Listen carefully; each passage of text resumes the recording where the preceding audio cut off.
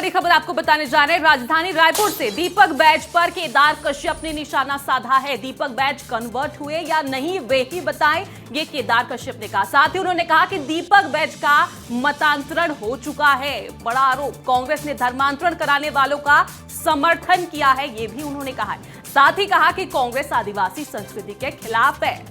तो ये बड़ा बयान दीपक बैज पर केदार कश्यप का निशाना साफ तौर पर देखने को मिला।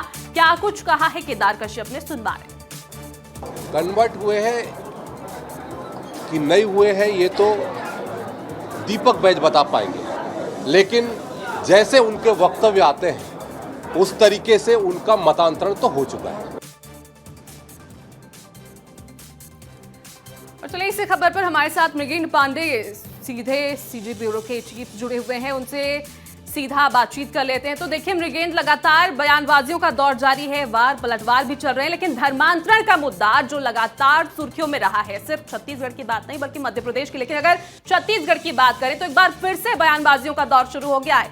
सियासी गलियारे में फिर से एक बार धर्मांतरण की बात छिड़ गई है। मृगेंद्र जी देखिए, बस्तर में धर्मांतरण बहुत बड़ा मुद्दा है और बस्तर से ही अरविंद नेताम आते हैं। अभी जो दीपक बैज पर जिस तरीके से आरोप लग रहे हैं और जो सवाल किए जा रहे हैं वो भी बस्तर से ही दीपक बैज आते हैं। तो कुल मिलाकर बस्तर के कारण और धर्मांतरण के कारण एक बार फिर जो है बस्तर चर्चा में है। आप देखिए कि कांग्रेस के बड़े लीडरों को से ये मांग की जा रही है कि वो स्पष्ट करें कि उनकी नीति क्या है धर्मांतरण को लेकर। और पिछली सरकारों में आपने देखा, जब पिछली कांग्रेस की सरकार थी उस समय धर्मांतरण के जो मामले दर्ज होते थे, टोटल 5 साल में 14 मामले दर्ज हुए, जबकि जब से विष्णुदेव साय की सरकार बनी है 19 मामले दर्ज हो चुके हैं। ये विधानसभा में बाकायदा सरकार ने आंकड़े पेश किए हैं। तो उस लिहाज से बीजेपी जो है और बीजेपी से जुड़े बीजेपी को समर्थन करने वाले नेता लगातार ये पूछ रहे हैं कि आखिर धर्मांतरण को लेकर कांग्रेस की नीति क्या है, वो नीति स्पष्ट करे। दूसरा सबसे बड़ा सवाल जो दीपक बैज के मतांतरण का है, बीजेपी ने विधानसभा चुनाव के समय भी दीपक बैज को लेकर एक पोस्टर जारी किया था, उसमें बाकायदा क्रॉस का चिन्ह और दीपक बैज की फोटो थी।